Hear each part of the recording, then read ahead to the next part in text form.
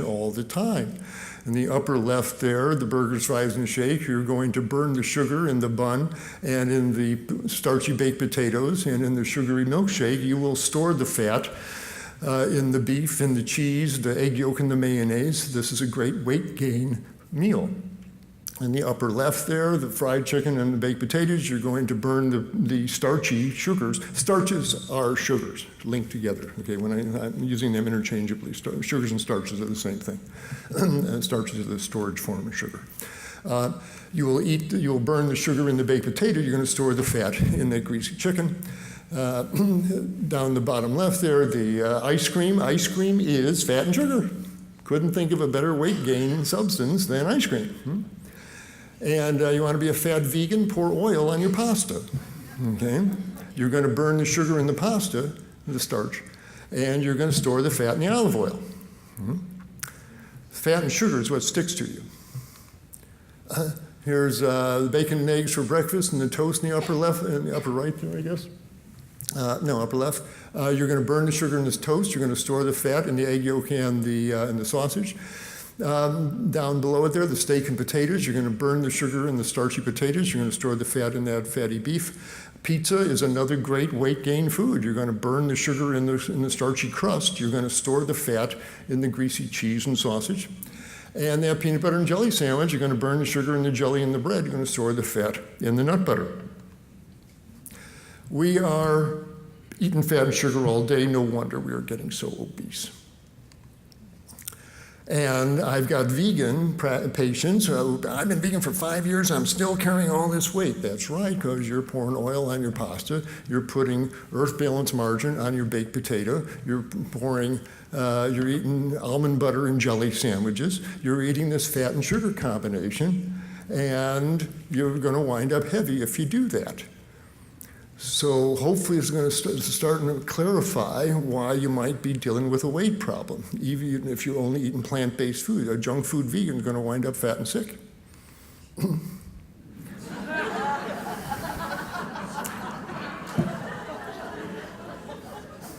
Pour oil on your pasta, or oily spaghetti sauce. She has a powerful message for us there. So if you want to get lean, keep your belly full of high water content plant foods, and the weight melts right off. And you don't have to think twice. It happens automatically. You can't hold weight on this food. And you can eat all you want. There's no calorie counting. There's no carbohydrate counting. None of that. So just eat. You want a fourth helping of salad or vegetable soup, go for it. This is guilt-free eating. So if you're trying to lose weight, avoid eating starches and fats at the same time. So what do you put on your baked potato? Put something non-greasy. Put salsa on your baked potato, not these non-dairy margarines or phony cheeses or so. Put a non-dairy, non-oily topping on your starches. Okay? Well, what about avocados and nuts? You can eat them, but put it on your salad. Yeah? You can make up a nut gravy or a tahini dressing. Put it on your greens. Don't put it on the rice or the potatoes. Okay, you want to avoid creating that fat-sugar combination. Now, that, and before I go any further, this is only for the people who need to lose weight. If you're already lean, if you're already a satisfactory weight, don't bother yourself with this at all, okay? This is just for the weight loss folks who really need to shed those pounds. This is the secret that you need to know. But don't drive yourself nuts over this, especially if you don't really need to lose weight. Now, the last little bit of sciencey stuff you need to know is that when you eat carbohydrates, when you eat rice or potatoes, it takes about 4 hours for your body to clear that sugar out of your blood, for the insulin to go up and down. It takes about 4 hours. So that gives you the timing for the day if you want to separate the fats from the starches. Have your baked potato with the salsa at lunch. You let the afternoon go by. You clear that out of your system. And at dinner time, have your soup and your salad, and you can put the nut dressing on it and the avocados. Put it on eat it with the greens and the salads, the things that are non-starchy. Okay, so just separate out the obvious heavy starches from the obvious heavy fats by about 4 hours. Now, don't drive yourself. Everything's got a little bit of fat, a little bit of carbohydrate. An apple has a little bit of apple oil. Everything. These are general guidelines, but things that are obviously high in fats, avocados, nuts, sunflower seeds. Eat those with your greens and your salads. Don't eat them at the same time with potatoes and rice and other starches. Okay? All right. So that's the main thing you need to know about losing weight. Okay? And this is welcome to camp. Stop kidding yourself. And if you've been eating fat and sugar and wine, I got to cut back, it's because you're eating all the fat and sugar. Okay? Change that and you get lean automatically. Now, if you are eating a plant-based diet and stop dying, I'm on a plateau. I can't get, I've got this extra, I've lost 30 pounds, but I can't get, I got another 20 to go and I can't break through it. If you are in that situation, there's probably 4 things that you're eating that are keeping you stuck. First are oils. I'm not a big oil fan. I know Mediterranean diet, olive oil, ooh, magical. No, it's not. It's liquid fat in a bottle. Nothing magic about it. The magic is in the olive particles that are in there. Well, then eat some olives, but don't be pouring all this liquid fat on your food, because especially because you usually eat it with starches, that's a great way to keep yourself heavy. You don't need oils at all. I haven't used them for years. What do you use them for? Well, you stir fry your veggies in them, and you make salad dressings with them. That's about the 2 things you use oils for. Well, you can stir fry your vegetables in anything that's wet. Water, vegetable broth. You can dice up an onion, just start sauteing it. It gets all wet and juicy. If you made vegetable soup, take a couple tablespoons of the soup, pour it in there, and use that for your stir fry. You can buy vegetable broth at Trader Joe's by the box. Beer will work. The alcohol evaporates right off. Anything that's wet will work. You don't need oil to fry your vegetables. And when you stop using oil, the vegetables taste so much better. After a few weeks, you can't even eat the stuff that's been sauteed in oil. You see that it's just dripping with oil, and it's unappetizing. Salad dressings are easy to make without oil. You take some vegetables from the salad, take some carrots and celery and broccoli and onions, throw them in a blender with a cup of water, a couple of walnuts, a piece of an orange, hit the button, salad dressing, and pour it on your salad. If you just Google no oil plant-based salad dressings, yeah, fair enough, and make them non-dairy salad dressings. Your screen will fill up with recipes that you can make in 30 seconds in the blender, but you don't need oil. And once you stop using that stuff, your blood pressure goes down, your diabetes gets better. This is liquid fat that you are consuming here. There's nothing magic about olive oil. The Mediterranean diet is healthy in spite of the olive oil. It's because of what it doesn't have. It's largely a plant-based diet, and that's what really makes it healthy. It's not the magic olive oil. So chuck the oils, and that will help you get past that plateau. Yep. Second are flour products. Flour is quickly absorbed. We're talking about if you take a whole grain like wheat, millet, barley. When you eat these whole grains, it takes hours for the carbohydrates to be broken down and to get into your bloodstream. But you send it to the miller, and they grind it into powder called flour. Man, that sugar leaps into your bloodstream. The glycemic index goes up really high on these foods. And very importantly, what's holding that flour together in the bread or the muffin or the donut? There's fat in there. There's shortening, there's egg yolk, there's something in there. So flour products are basically fat and sugar. And so is bread fattening? Yeah, it is, unfortunately. So certainly eating sugar as a food, the cookies and the baked goods and everything else I'm showing up there, those are clearly fat and sugar bombs. Don't be eating that stuff. But flour products in general are not very healthy for you. So in our house, I stopped eating bread altogether. It makes me feel like I got a bowling ball in my stomach. I don't enjoy that feeling. But my wife and I make lettuce wraps. We'll take a broadleaf of romaine lettuce, and we'll throw a glop of hummus on there, some carrot sticks, avocado slices, wrap it up, and we do lettuce wraps, and you get that sandwich sensation or experience without the actual bread. So lighten the load there and consider putting bread in the rearview mirror as well, because it's one of the things that's probably keeping you stuck. Third, that you're consuming dairy products and you are not a baby calf. If you look in the mirror and you see this image looking back at you, then enjoy your cheese and yogurt. But let's not kid ourselves. I grew up on a dairy farm in Wisconsin. Cow's milk is baby calf growth fluid. It's what the stuff is. Everything in that white liquid is meant to blow a 65-pound calf into a 700-pound dairy cow as rapidly as possible. It is filled with fat and growth factors, and all the cows in the dairy barn are pregnant with their next calf. So the milk is full of estrogens and growth factors. Seriously, it's for baby calves, but when human beings eat it, it blows them up. I can recognize the dairy eaters when they walk in my office. I see the bloat in their faces and their thick necks and their big bellies usually, and their bovine appearances.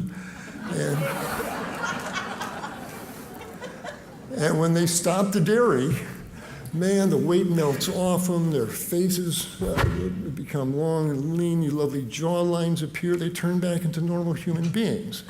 We're not baby calves, and it's one of the things that's going to keep you stuck. Plus, it's full of fat, and you're fat and sugar, basically.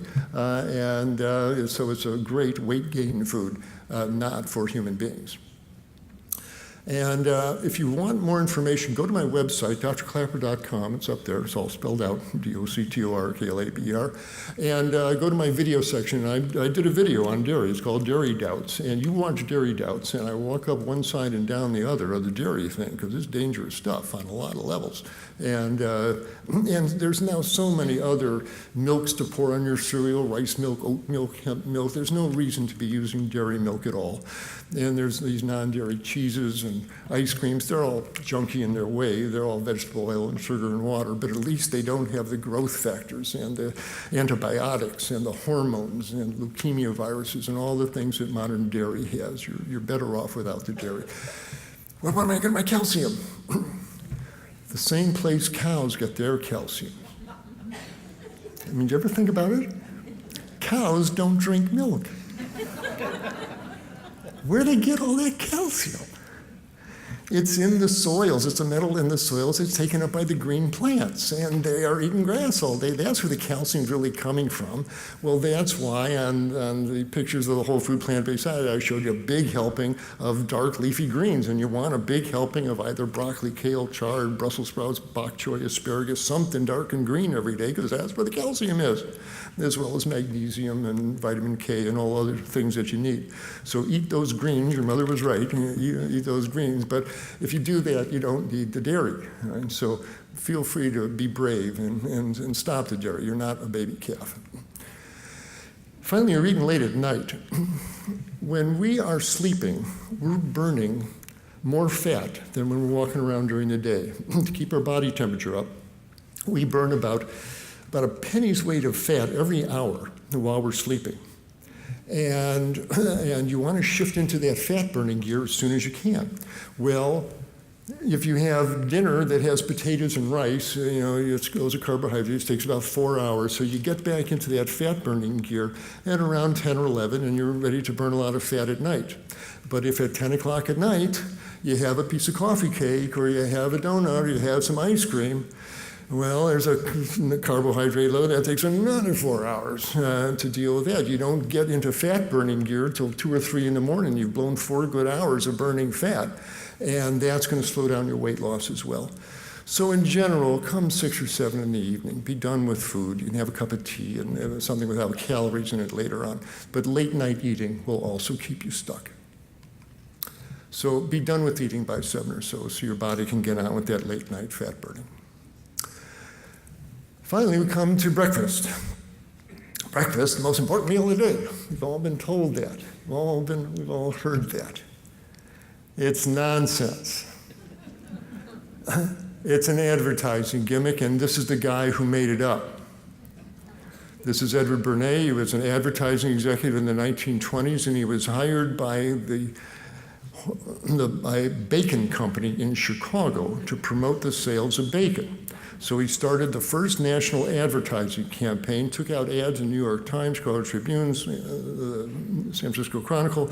Doctors say you should eat a hearty breakfast. Doctors say you should eat bacon and eggs for breakfast. Doctors say you should eat bacon and eggs for breakfast. And this is what went out on the wires and in the newspapers. And as we've all seen in these political seasons, you throw a meme out there and pretty soon everybody says, oh, don't you hear we're supposed to be eating bacon and eggs for breakfast? Oh, yes, doctors say we should eat bacon and eggs for breakfast. And this is where it came from. There is no science behind this whatsoever. And you know that for a couple of reasons.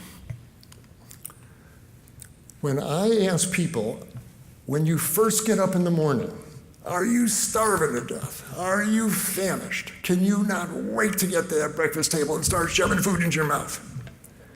Most people say, you know, Doc, I'm not even that hungry in the morning.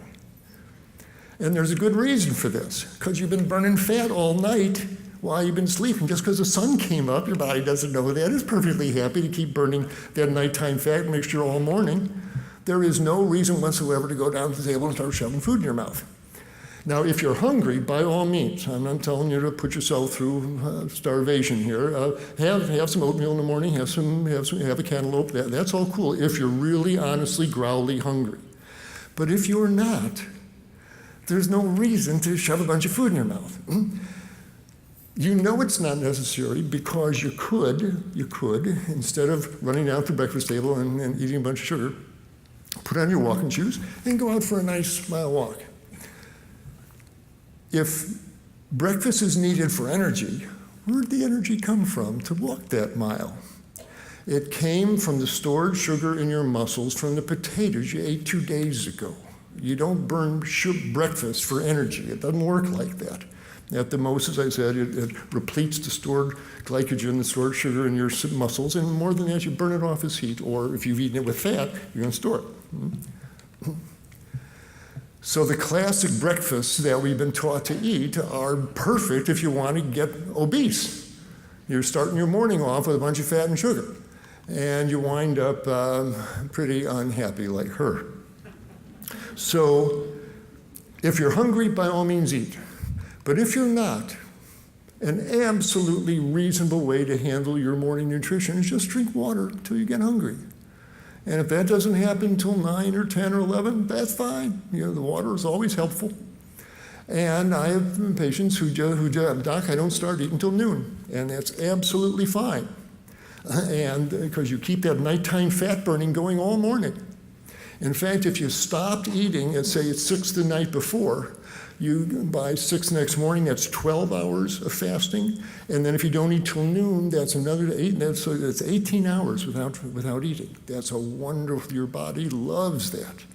You're getting into a mild fasting gear. The body starts cleaning out its cells.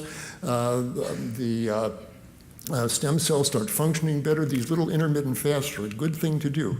So listen to your body. If you're hungry, have some breakfast. But if you're not, just drink water till you get hungry or have some herb tea. But that's the best way to handle breakfast, especially if you're trying to lose weight. But even if you're not, it's okay to do this. It's called time-restricted feeding, and it's a smart thing to do. Well, I stopped eating red meat. I'm just eating chicken. Isn't that healthy? I'm just eating turkey. Isn't that healthy?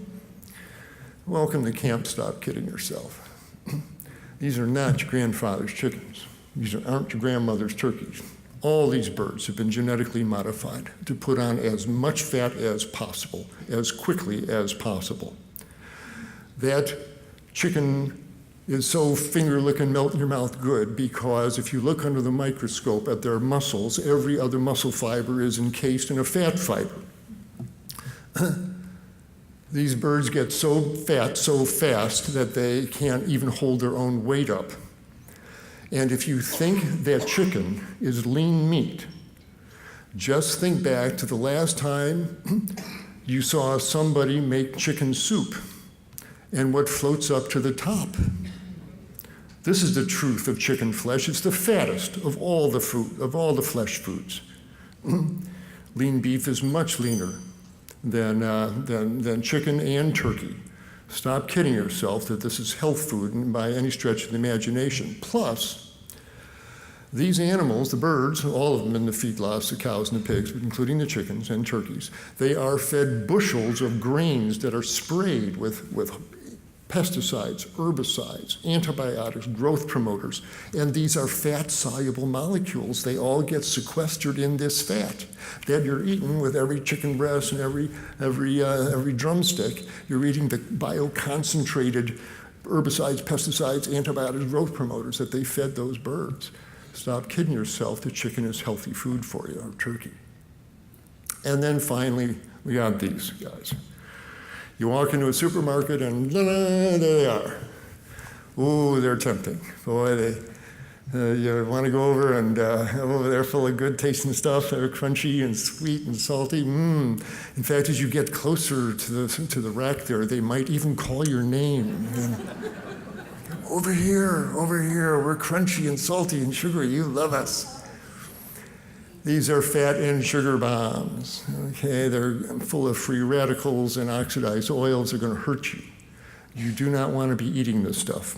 In fact, it's not food. As author Michael Pollan said, this is edible food-like substances in brightly colored packages and boxes. You do not want to eat edible food-like substances in brightly colored packages and boxes. You want to eat real food. So how do I deal with this temptation? When you see this, you pull out your 3-word magic wand, you point it squarely at the offending agent, and you say, that's not food. Not my food. It's not my food. It's not food. It isn't. And then walk down the soap aisle so you don't have to look at this stuff. You want to eat food as grown, like you could recognize it if it was growing in the garden. You want to eat potatoes, not potato chips. You want to eat corn on the cob? Great. Corn on the cob, not corn chips. Stay away from that stuff that was made in plants. You want to only buy plants. And then there's eating sugar as a food. Half a teaspoon of maple syrup in your tea is not a problem. That's the proper use of these substances. They are flavorings. Sugar is a flavoring, just like salt and oregano. It's a flavoring. It was never meant to be eaten as a food. But when you are eating a cookie, a donut, a muffin, piece of coffee cake, you're eating sugar as a food. Oh, there's a 150-gram chunk of sugar. I'm going to eat that as a food. And so you do. And this is not a good thing. And recognize what you're doing. When you eat sugar as a food, your body can handle a little bit, but you eat it in this massive amount. You eat this stuff as a food. It floods your tissues and sticks to proteins all over your body. You glycosylate your proteins. This is not a good thing. Why? Eating white flour products is eating sugar as a food. When you add sugars to proteins and add heat, you create the Maillard reaction. This is what turns bread brown. Sugar sticks to protein, and when you heat them, turns this crusty, distorted mass of proteins. This is fine on the surface of a French baguette. You do not want to run the Maillard reaction in your tissues. You've already got the proteins. It's in your eyes, your blood vessels, all over your body. The sugar comes from that coffee cake or that muffin or that donut or that soft drink. It sticks to proteins all over your body, and your own body heat provides the heat of the oven.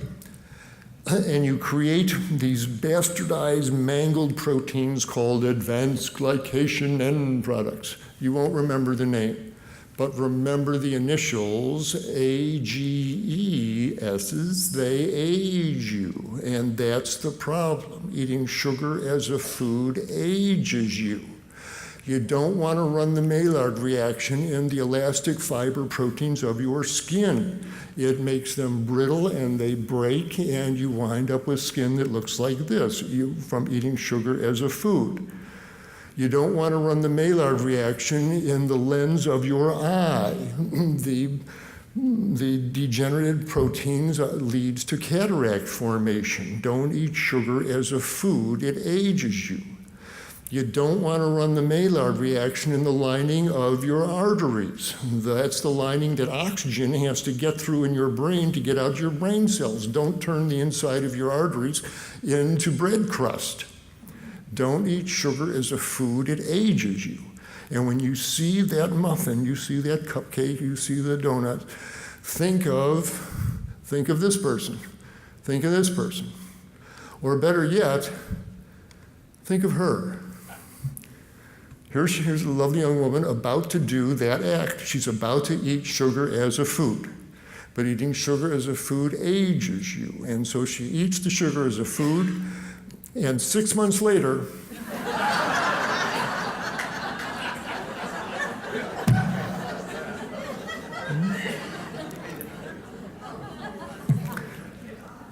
don't eat sugar as a food. It isn't, okay? It's a flavoring, okay? Let's stop kidding ourselves about why am I so fat and sick and on all these pills? It's because of what you've been really putting in your mouth, and out of sight, out of mind, not out of your body. I wish in medical school somebody had told me this, that our food is chemically alive. What does that mean? That means that within minutes of eating anything, molecules of that mouthful of food are flowing through every cell in our body where our DNA lies unfolded. These are all your genes strung out on these DNA molecules. And the food molecules wash across your DNA, and it plays your DNA like a piano. And the food turns genes on, turns genes off, turns enzymes on, turns enzymes off. Every meal changes us on a genetic molecular level. The science is called nutrigenomics, and it's how your food turns your genes on and off. And I tell my colleagues, we got to stop practicing medicine like this doesn't happen. And all of us who eat, we got to stop pretending that this doesn't happen. The food you eat